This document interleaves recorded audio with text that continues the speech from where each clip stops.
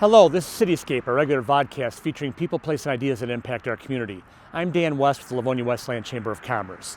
Today, we meet a Livonia family recently celebrated the 25th anniversary of their local restaurant that has evolved through the years and have built quite a local following. The Mainella family purchased Pizza Man, a diner on Plymouth near Merriman, in October 2000 and renamed it Luigi's Pizza and Subs, with a cafeteria-style setup that was popular for lunch. In 2012, the family renovated the restaurant, added a bar, and transitioned into a fine dining restaurant with a focus on dinner business, with a menu featuring many family-influenced Italian dishes. It was renamed Luigi's Trattoria Pizzeria. The customer response was so strong, the family had to renovate the kitchen years later to better meet the demand. Last year, Luigi's opened a second carryout location in Northville at 6 Mile and Ridge. The two operations employ about 50 people. This was the second food business in Livonia for Phil Mainella, who operated Joe's Italian Bakery and Deli with his brother and parents at 5 Mile and Merriman in the 1980s and 1990s. Luigi's is named for Phil's father, who regularly washed dishes in the restaurant until he passed away in 2018. Phil and his wife of 46 years, Antonia, are longtime Livonia residents who raised 4 sons, each of whom attended St. Michael's School and Stevenson High School. And here today we're joined by Phil Mainella and Tom Mainella. Gentlemen, thank you for the time today. Thank you. So, Phil, let me start with you. Tell us a story about what led you to find this location here on Plymouth Road to start a business. Well, Dan, it's very simple. Me and my brother, we were doing fixer-upper homes just up the street over here on Merriman and Minton. And me and my brother Joe, we stopped for lunch, and I like the place. I like the setup, but it wasn't not even close to what you see right now. So I introduced myself to the owner. I said, was he willing to, sell the place? And he said, well, right now I'm not, but stop by in a few months and then we'll see. And that's how I started. Obviously, he had a lot of financial problem with the family, and he had a son that he didn't want nothing to do with the business because he was looking forward to, his son to help him out. And his son said, Dad, I'm going to college. I ain't going to be able to work in your pizzeria. So I stopped over, and Angela said, let's sit down and we talk business. That's how I started. You operated, it was like a cafeteria setup here for Yes, the first sir. 12 Yes, years sir. you were in business, Yes, right? yes. And you were obviously appealing to all the various businesses up and down the road for lunch. Yes, we rely basically on, don't forget, you know very well, more than us, that there's all industrial building from Plymouth to Schoolcraft, and a lot of people, in those days, early days, they had a lot of extra time to, have something hot to eat, so they stopped in. But lunch was excellent, but after lunch, there was no reason people to stop in. And that's a good segue into the next question. And Tom, I'll go to you with this. Can you share about the talks that led to the project 13 years ago that changed the way you did business right here, from that cafeteria style to the fine dining, just all the anxieties, all the considerations and the vision? Talk us through what that was like for you guys. We sat down with some designers several times.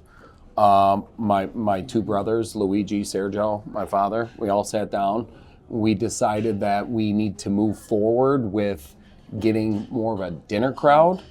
The money's more in a dinner crowd as opposed to the lunchtime crowd. We ended up obtaining a liquor license, beer, wine, and liquor license.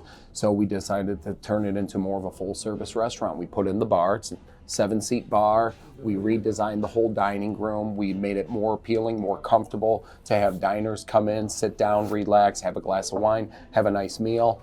Was there a little concern when we did it? Yes, because the financial market was kind of depressed a little bit. It was after the housing market crash and people were still struggling a little bit, but we decided to reinvest in the business, and we worked hard and we've developed the business that we have now. At what point did you think this new version of Luigi's was becoming successful? It took a couple years. Like I said, I think we were still kind of getting out of a little bit of a financial crisis, and there was a little transition for some of our loyal customers when we were the lunchtime atmosphere, and it took a while to develop a loyal base that were that saw us as a dinner place, and they kind of needed to condition their minds to be like, oh, we could go to Luigi's. They have dinner service now. We could grab a glass of wine and some of our favorite pizza. So it took a little while, probably 2-3 years, and then we just got busier and busier, leading to our next renovation that we just had in 2020.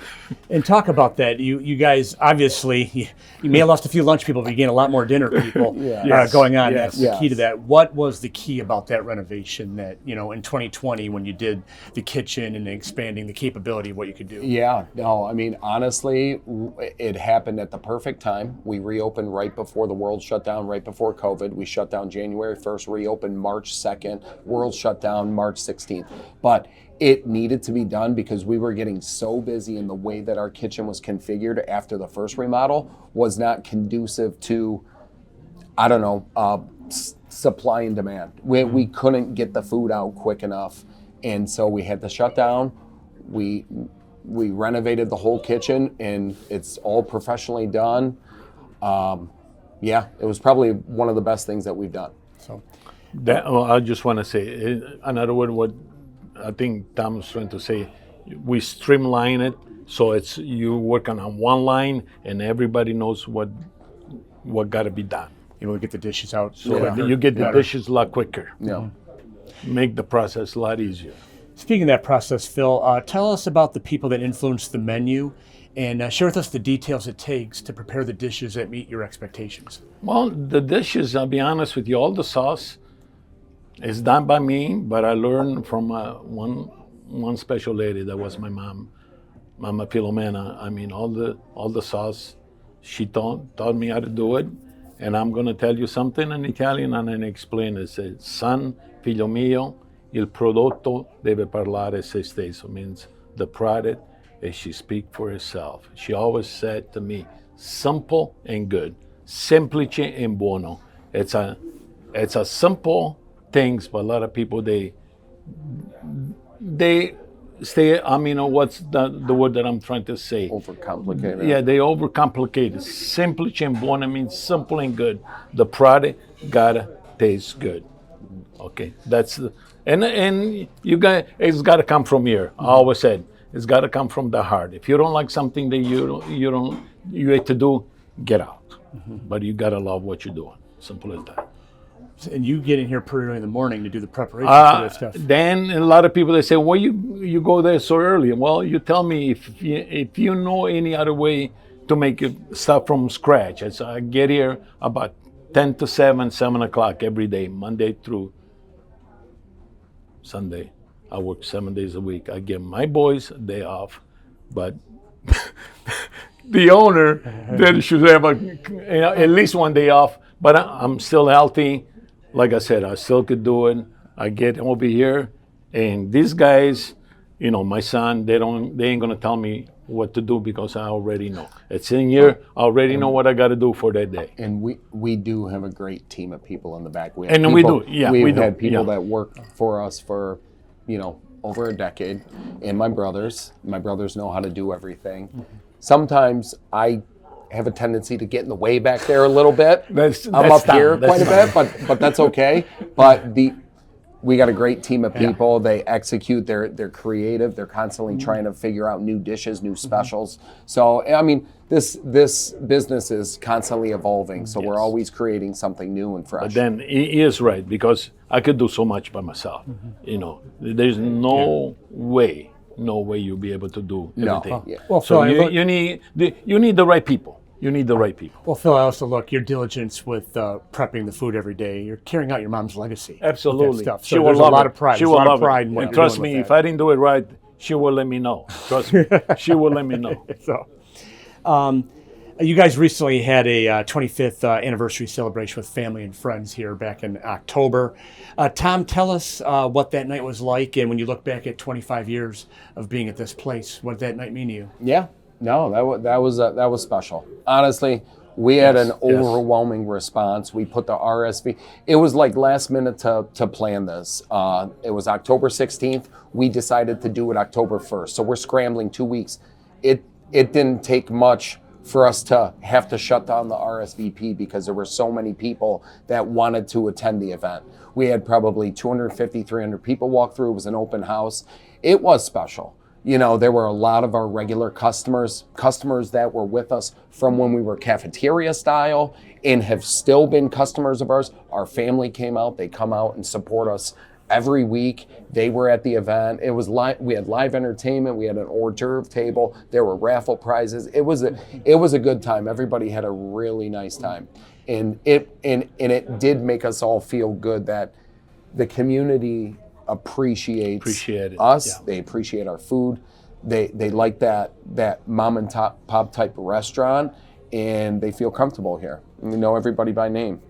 And yeah, you talk about the community. Livonia's been a part of, you built and raised your family here. You built this business right here. Livonia's always been at the core of the success of this place, hasn't it? Yes. Yeah. Yes. I mean, we born and raised in Livonia. I mean, these guys, they all went to St. Mike, just up the street, high school, Stevenson. I've been a Livonia resident since 1975. 50 years. I mean, that's a long time. You've been here a minute. Then I moved three times.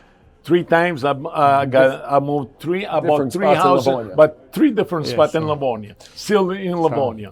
Well, and you love Livonia. A lot of people in Livonia love you guys. That's why you guys have been rocking for 25 years. And gentlemen, congratulations on the success you had, and many thanks for spending some time with us today. No, thank you, Dan. Thank you, Dan. Appreciate it. No problem, guys. Thank you. Thank you, guys. All the best going forward. That's all the time we have for this edition of CityScape.